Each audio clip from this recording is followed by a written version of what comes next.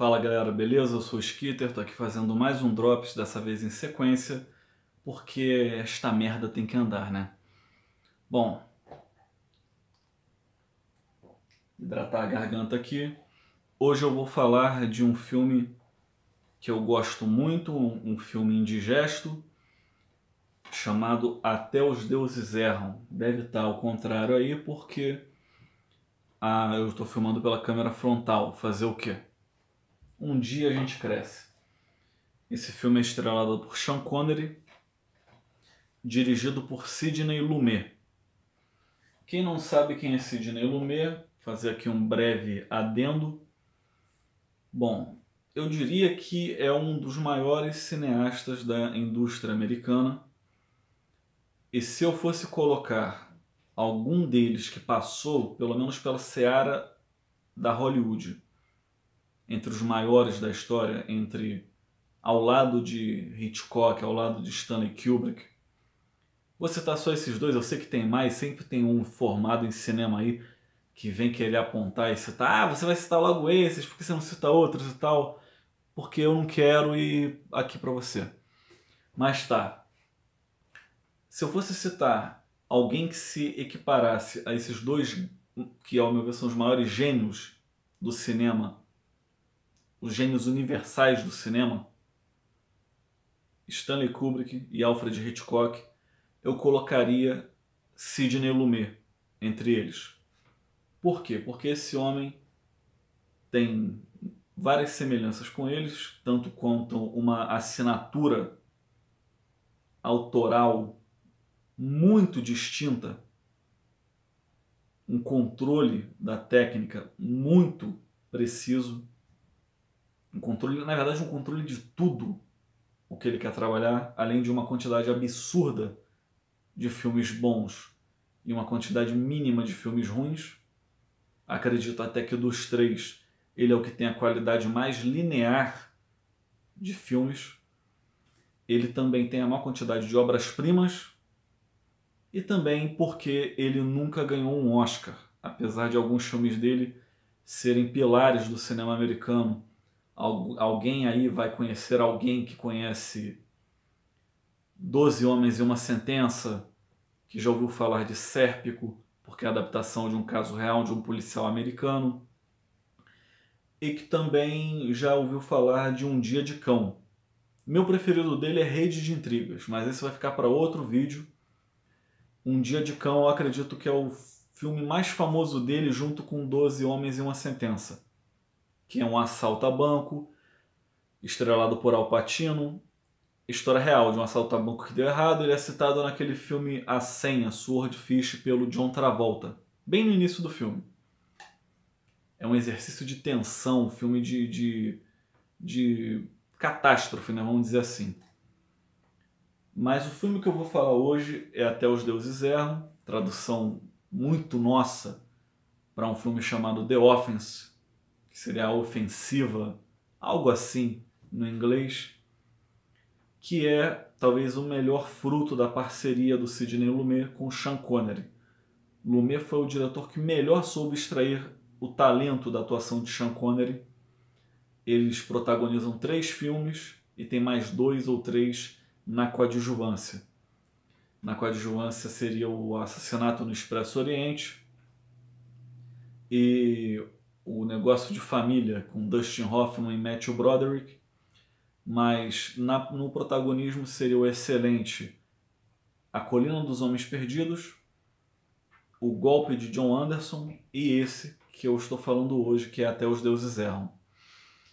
Esse filme é um filme obscuro, pesado e indigesto que aborda temas que eu acredito que jamais seriam tocados pela Hollywood de hoje. Porque ele trata de frustração patológica, ele trata da verdadeira masculinidade tóxica, não essa bobagem que os fóruns de internet ficam soprando e regurgitando por aí, e a imprensa corporativa gostou de imitar porque quer surfar na onda do politicamente correto.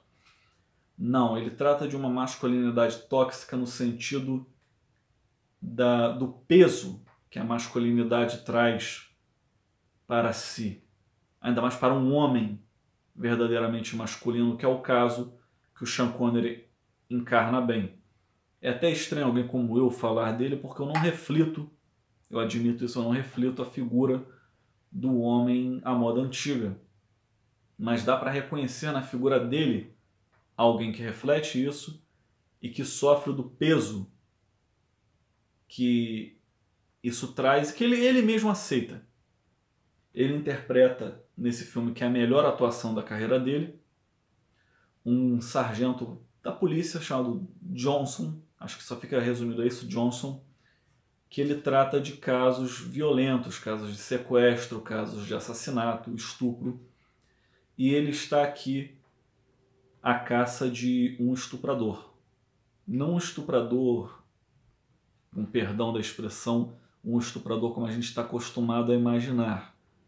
Um estuprador de crianças, no caso, um estuprador de menininhas. E por que eu digo que esse filme é indigesto e não seria feito hoje? Não porque ele trata desse tema, porque o que mais tem hoje é violência no cinema, é a abordagem de temas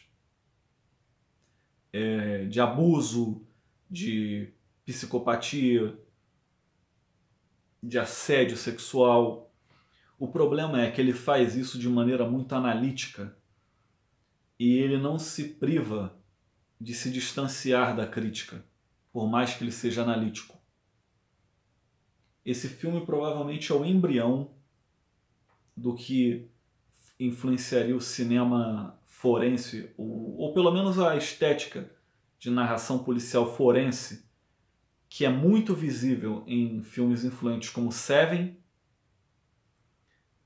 O Silêncio dos Inocentes e também na primeira temporada da série True Detective, é da HBO, é com Woody Harrelson e Matthew McConaughey. Por que eu digo isso? Porque ele aborda um policial frustrado, lidando com a podridão da criminalidade e da natureza humana, e aos poucos aquilo ali deixa uma ferida dentro dele que ele tenta ignorar. Só que aquilo vai crescendo, aquilo vai criando uma bolha de remorso, de frustração, que ele tenta mascarar com resignação e com a força de homem que ele diz ter, só que não acaba bem. Aquilo não recebe a atenção médica, a atenção emocional devida e acaba rolando uma tragédia. Primeiro porque tudo rola em torno de um frenesi que ele tem que leva à morte o suspeito de ser o estuprador de menininhas. Ele, durante o interrogatório, ele comete diversos abusos de autoridade, ele chega à tortura física, não uma tortura física pornográfica, mas violenta mesmo. Pelo menos você sente que ele está usando de força para extrair a verdade daquele homem. E então, num frenesi, ele espanca aquele homem até a morte. O filme atravessa uma madrugada, e nessa madrugada ele tem um interim com a mulher dele, depois com o superior da polícia, e então revisita o momento do interrogatório, porque o filme é não linear, e então nós vemos o que aconteceu naquela situação de verdade. Por que eu digo que é a melhor atuação do Sean Connery? Porque aqui ele pega toda aquela persona que foi vendida, que imortalizou ele, que é aquele homem viril do James Bond, e aqui ele já começa a assumir o seu envelhecimento precoce, a sua calvície, e aqui ele dá nela uma roupagem de fragilidade. Nós estamos vendo um homem zarrão, um homem de voz grossa, impostada, entrar em parafuso pelo excesso de frustração que ele tem com a profissão dele. Não por status profissional, mas porque toda a morte, toda a violência, todos os casos não solucionados que ele tem que lidar, acabam criando nele uma espécie de patologia, uma espécie de insatisfação que nivela ele com o estuprador. Tem um momento dali que você vê à distância uma das vítimas, que é uma criança de 13, 12 anos, voltando da escola, e então ela pega um caminho à distância, isso na Inglaterra, e você vê à distância mesmo, um pontinho na tela, e ela é observada por um transeunte, por uma moradora, aquela criança sendo abordada por um homem. Aquilo é desagradável, aquilo é aterrorizante de certa forma. Ainda mais pelo ponto que a indiferença civil existe a esse ponto. E conforme ele tem que pensar como esse indivíduo, como esse criminoso, que não só é um estuprador, como é um pedófilo, essas palavras não são muito bem aceitas no YouTube. Esse vídeo pode ter problemas, não sei. Ele acaba tendo que lidar com a lama. Como diz o Nietzsche ali, você não enfrenta monstros sob a pena de se tornar um deles, porque o abismo que você contempla, contempla você também. Quando ele encontra aquela menina no mato, ela já está deflorada, não está nua, não é, nada é gráfico, mas não precisa ser gráfico para ser incisivo, para ser cruel, indigesto. Ele tem que pegar aquela menina e levá-la para, como policial, levá-la para a ambulância. E não existe jeito fácil dele fazer aquilo. Aquela cena é muito cortante, muito triste, porque ele tem que se debruçar sobre ela para ela se acalmar, e ele não é nada que tranquilizaria uma menina daquela situação. Ele é um homem, ele é um adulto, ele é um velho, ele é grande, e ele tem que levá-la até lá, e isso leva ele a cometer certos excessos na profissão dele, como ele chega até a não querer, a tentar impedir que a menina receba anestesia para ajudar no interrogatório, porque ele tem que pegar esse cara. Quando ele vê aquele homem sendo levado por interrogatório, um homem com lama no casaco, ele tem certeza que é ele. De tanto que ele mergulha no patos de quem ele persegue, ele tem quase que uma sintonia paranormal com aquele cara. E então, após ele matá-lo, ele vai para casa para aguardar o interrogatório, e você vê que ele é um homem de relacionamento social, o casamento dele é falido, o casamento dele é uma merda, e ele se embebeda demais. E quando a mulher vai ter uma chance dele, de falar com ele, de pedir para ele se abrir, ele entrega os traumas, as figuras que ele viu, que ele não conseguiu salvar, as vítimas suicidadas, desmembradas, que se jogaram do ônibus, que se jogaram na linha do trem, o assassino que se matou, o corpo pendurado na floresta, entre outras coisas, que mostra que aquele homem por dentro ele está quebrado para relações emocionais. É por isso até que a importância do auxílio psicológico a policiais se tornou um tema tão recorrente no cinema. Na cultura pop em geral, né, na verdade. Se eu for citar quadrinhos, seriados, enfim. Isso vai de Clint Eastwood, A Máquina Mortífera, até um Tira da Pesada, você pode dizer. Todo o arco da mulher dele é um filme à parte, também muito cruel, muito pesado. Parece até uma trama de um Nelson Rodrigues no pior dia. O Nelson Rodrigues, tipo assim, vou escrever a história mais escrota, cruel e desagradável que eu puder de uma relação falida entre marido e mulher. Passado isso, ele tem uma relação, um diálogo, no caso, no interrogatório com o superior dele, que é feito pelo Trevor Howard, e que ali tenta se contornar a situação para entender como aquilo aconteceu, no qual mostra que ele tem tanta certeza que aquele homem era de fato o estuprador, embora na visão de muitos, ou pelo menos na visão da lei, não justifique que ele tenha assassinado aquele homem. o superior dele, feito pelo Trevor Howard, tenta contornar aquilo ali e tentar descobrir a natureza profissional daquele erro. Por que ele tem tanta certeza que aquele homem era estuprador? Por que ele merecia morrer? E por que o sistema é menos culpado do que ele pela punição ter vindo de maneira tão tardia, por ter tido tantas vítimas? E então você vê que aquele homem ele está se fragmentando. O personagem do Sean Connery ele está se fragmentando e por fim você entende, e é nesse ponto que eu digo que esse filme jamais seria feito hoje, que você entende que o pathos dele é de que ele tem inveja de algum modo, em algum nível, ele tem inveja daquele estuprador. Por que ele tem inveja? Porque ele quer estuprar criancinhas ou vítimas inocentes? Não. Mas é porque ele vê ali um indivíduo com um impulso selvagem e bestial que consegue levar aquilo adiante, a despeito da consciência moral, dos valores judaico-cristãos, civilizatórios. Esse aí é meu gato. A despeito de tudo isso, aquele estuprador consegue levar aquilo adiante, enquanto ele não consegue levar. Só que no dele é na questão da violência, é na questão do sadismo, que é oriundo da indignação.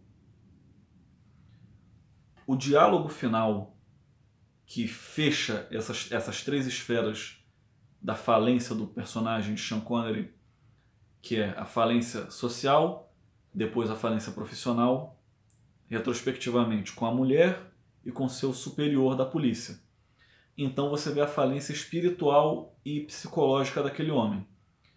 Porque ele não só desvenda toda a figura que tem por trás daquele suspeito, numa cena de diálogo fechada, claustrofóbica, como ele consegue fazer aquele homem se despir da presunção de inocência. E isso é um mérito da narrativa do Lumet, da direção brilhante dele.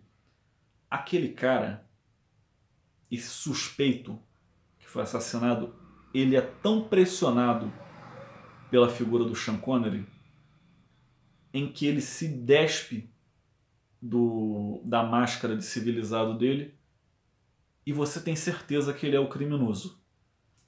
Embora... Ai, minha gata, pera aí, rapidinho. Foi minha gata, gente, desculpe.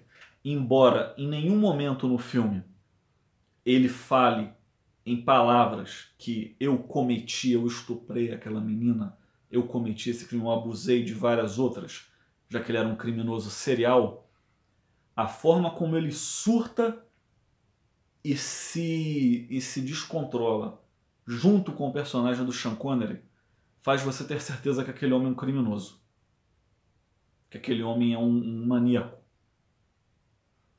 E ao mesmo tempo que ele consegue se despir da máscara que ele vestia, ele também retira a do personagem do Connery, uma vez que para ele decifrá-lo tão bem, ele também não devia ser bom da cabeça. E o personagem do Connery,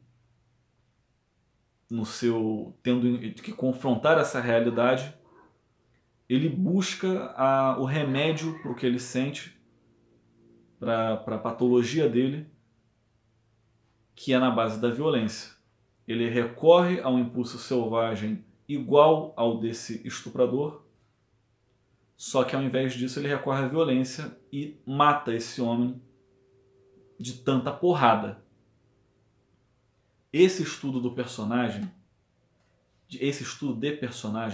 ele não seria aceito pelas convenções politicamente corretas do cinema atual, porque ela se distancia e ela não subestima o público a ponto de ter que incensar aquilo na tela, dizendo, ó, isso é errado, isso aqui é assim, mas é feio, não tem um personagem para explicar a moral. Ele espera que você tire isso daí. O problema é que você consegue tirar essa conclusão, mas ela embrulha o seu estômago.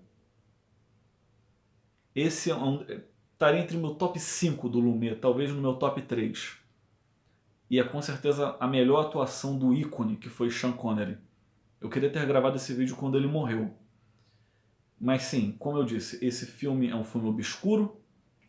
Ele não passa muito na TV. A primeira vez que eu assisti ele foi na Globo e eu era bem novo, não ia entender nada dele. Hoje eu tenho ele na minha coleção. Mas fica a minha recomendação para quem quiser fazer um estudo, para quem faz psicologia e quem gosta de um bom cinema. Até os Deuses Erram é com certeza o primeiro filme policial a abordar a figura sociopática que o policial caça e como isso influencia a vida privada do agente da lei. Bom, gente, essa aqui é a minha recomendação. Vou ficando por aqui. Agradeço a atenção dispensada.